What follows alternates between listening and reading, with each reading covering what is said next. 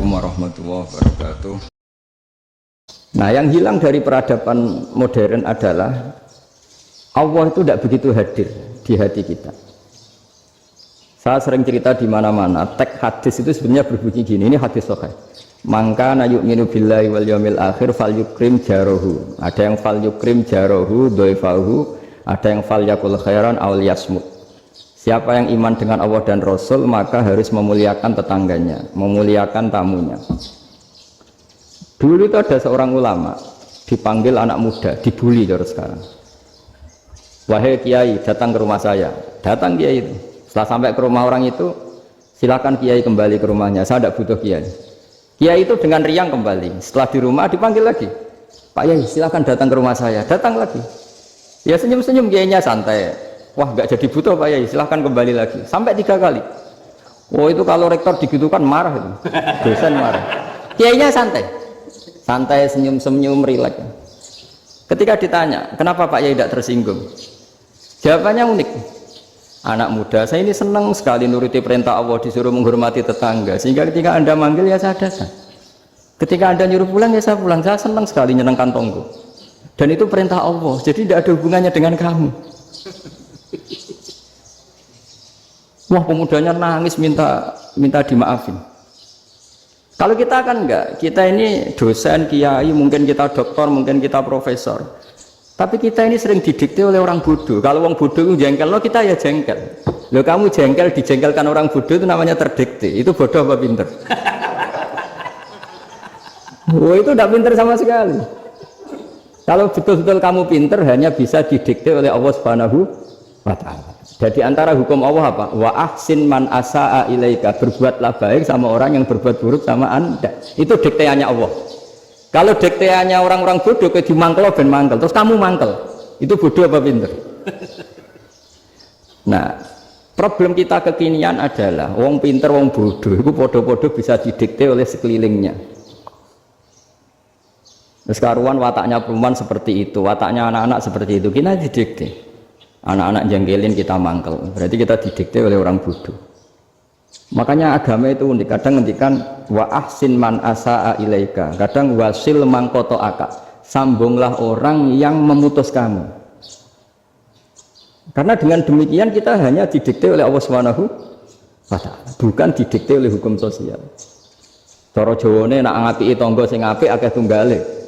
Berbuat baik sama yang berbuat baik pada kita itu, mbok orang fasik ya seperti itu, maling ya seperti itu, sama. Tapi kalau berbuat baik sama orang yang berbuat jelek sama kamu itu baru luar biasa. Dan memang teksnya hadis wa ahsin man asa'a ilaika, berbuat baiklah sama orang berbuat buruk sama kamu. Jadi nggak boleh orang didikte. Makanya ngaji di sini diantaranya saya akan cerita dalam sebuah hadis sahih, dalam hadis hasan yang diriwayatkan Imam Tirmidzi, ada kalimat dari Rasulullah SAW. Dawe Nabi, la takunu imma'atan taquluna in ahsanan nasu ahsanna wa in dzalamu dzalamna walakin watti'u anfusakum in ahsanan nasu an tuhsinu wa in asa'u alla tadzlimu. Kamu jangan jadi orang yang mudah diombang-ambingkan oleh orang sekeliling kamu, yaitu kamu mengatakan jika orang baik ke saya akan baik, jika orang buruk ke saya juga akan membalas buruk. Itu namanya Anda didikte.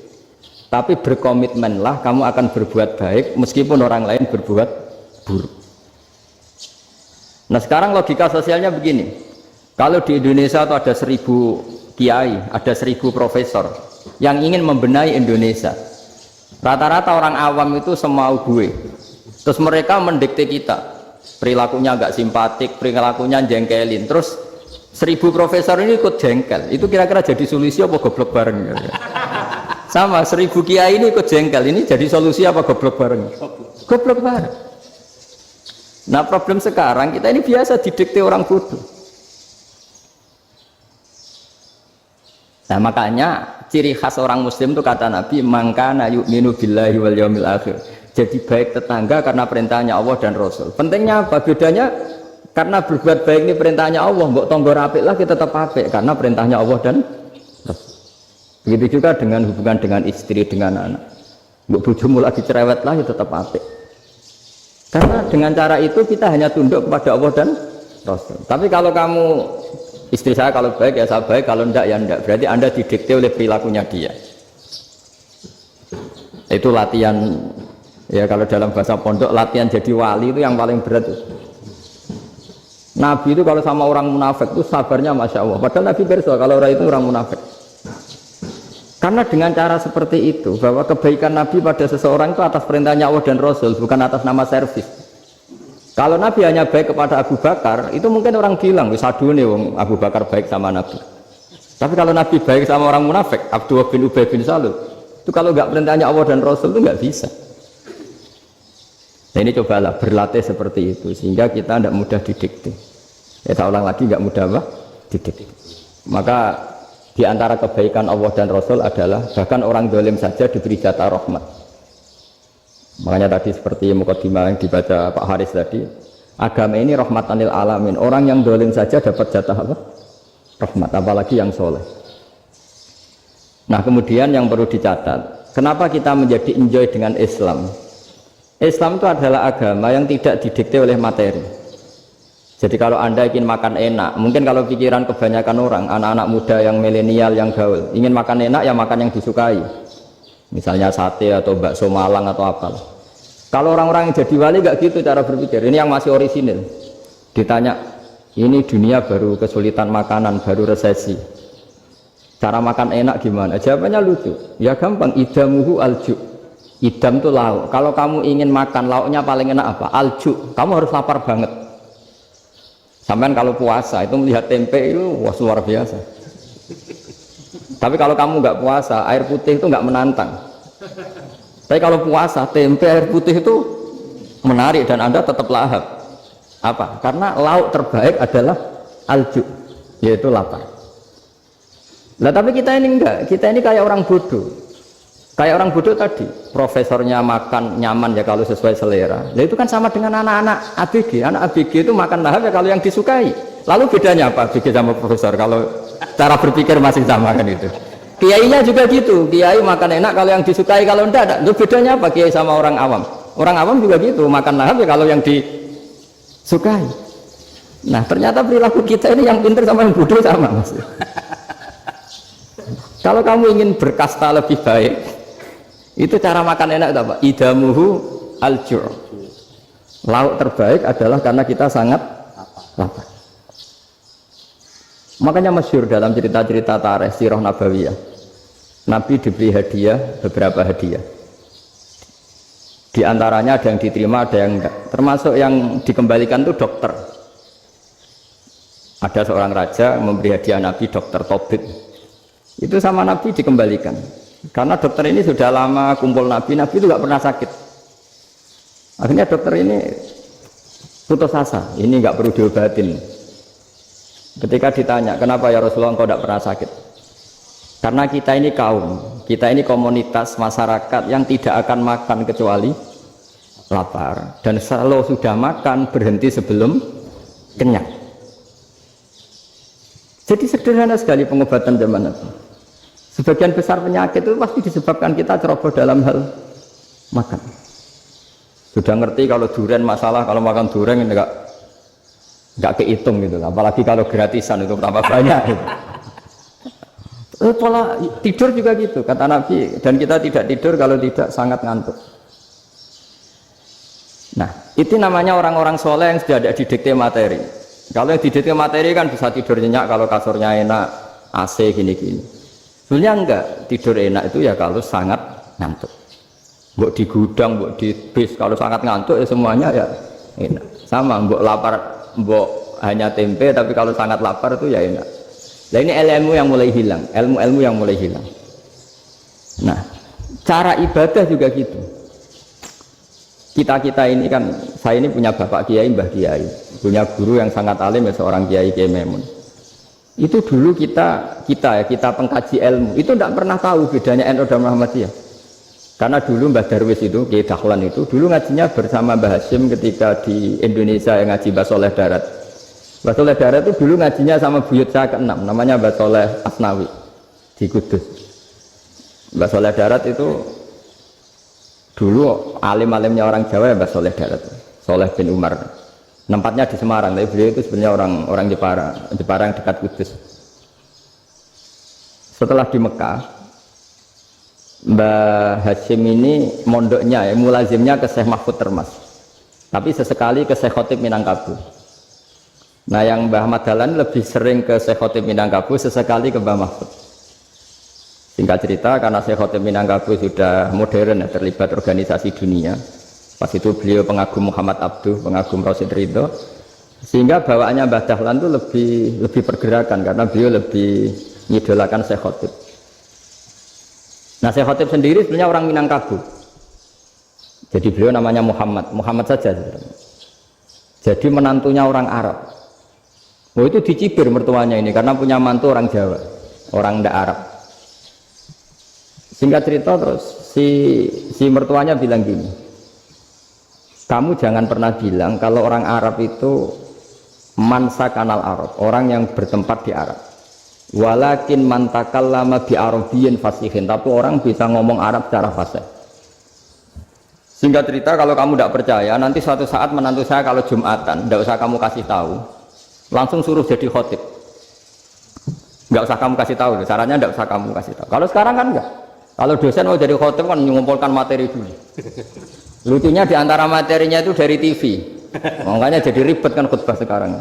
Kalau musim corona ya akan ngomong corona, musim apa yang ngomong apa. Jadi lagi-lagi didikte oleh media. Sebenarnya kalau ngomong kan sesuai kebutuhan umat, ini obatnya apa. Tapi enggak sesuai trending topik, itu kan kayak anak-anak gaul. Ya, ini dokter kok gitu kan aneh.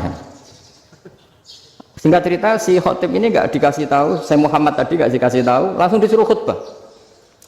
Fatakallama bikalamin fasihin. Dia ngomong fasih sekali. Bahkan ngalah-ngalahi fasihnya orang Arab asli. Semenjak itu beliau dapat gelar Al-Khotib, orang yang cakap berpidato berkhutbah. Makanya terus dia Khotib Al-Minangkabau. Jadi orang Indonesia itu luar biasa. Dulu yang namanya orang Indonesia di Arab Saudi itu dihormati sekali, karena yang ke sana itu pasti ulama. Sudah alim di Indonesia ke sana, termasuk Mbah Ahmad Dahlan, Mbah Hasyim dulu karena sama-sama muridnya Mbah Soleh Darab. Lama-lama yang ke sana itu TKI TKW itu ya mulai agak dibully. Dulu saya Nawawi di antara ijtihad yang dihormati itu beliau mengkritik nyuwun sewu orang yang kan orang biasanya normalnya kan muji orang mati syahid, hebat orang mati syahid itu hebat gini. Oke, kita sepakat orang mati syahid itu hebat. Tapi kata Imam Nawawi dengan syarat niatnya itu li'ila'i kalimatillah dan itu bawaan takdir. Seorang lagi itu bawaan takdir, harus mati di medan perang. Tapi tidak boleh seseorang ini niat perang tapi niatnya supaya syahid. Karena kalau begitu berarti dia berniat supaya menjadi maktulal kafir, orang yang dibunuh orang kafir. Kedua, dengan dia mati berarti pasukan Islam berkurang. Berarti dia ingin pasukan berkurang, hanya ambisinya dia ingin langsung ke surga. Misalnya pasukan orang Islam itu 10, orang kafir 10. Kalau kamu ingin syahid berarti mati 1 kan, tinggal 9 kan. Nah kalau yang seperti itu 10 kan mati semua. Gara-gara ingin syahid akhirnya perangi rapati tenanan, benang mati, benang mlebu swarga. Kata Syekh Nawawi, ya enggak. Kalau kamu perang sama orang kafir ya niat menang. Dengan niat menang ini kamu ingin li'ila'i kalimatillah. Tapi kalau kamu ingin syahid berarti kamu menuruti keinginan nafsu kamu yang cepat masuk surga. Itu orang Arab kagumnya bukan main. Karena di mana-mana orang itu dinilai dari niatnya. Paham ini ya? Tapi perang loh ya, dalam kondisi perang, bukan teroris. Perang itu artinya orang kafir yang ingin bunuh kita, itu perang namanya apa? Perang. Dulu orang cerita syahid itu hanya pokoknya syahid itu hebat, pokoknya syahid itu hebat.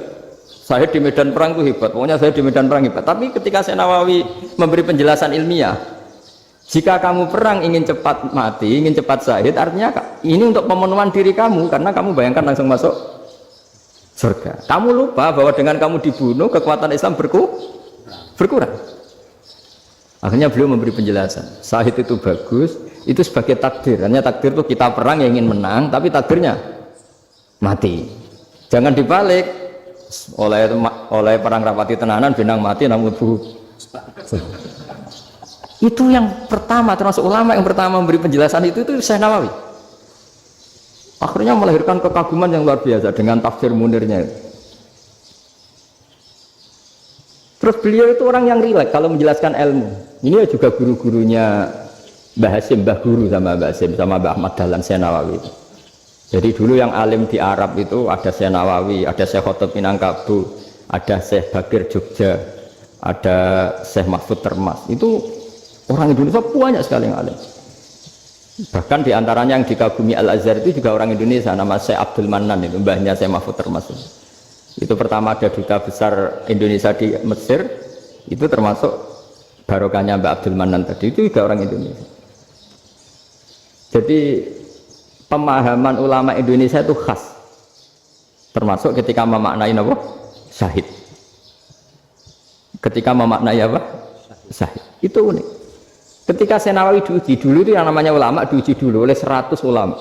Jadi dulu ya ada kompetisi. Imam Bukhari diakui jadi ahli hadis itu diuji oleh mi'atu muhaddisin, 100 orang ahli hadis, sanad dibolak-balik, matanya dibolak-balik, tapi beliau tetap bisa mengembalikan proporsi sanad itu. Syekh Nawawi pernah diuji gini. Ayul afdol al ulama awe salatin.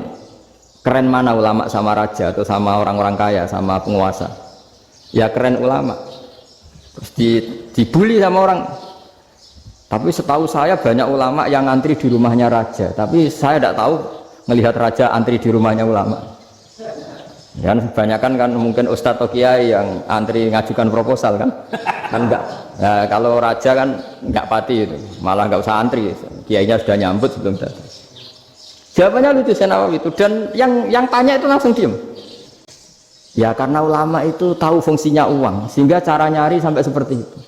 Sementara raja-raja itu tidak tahu fungsinya ilmu, makanya tidak pernah sowan ulama. Sehingga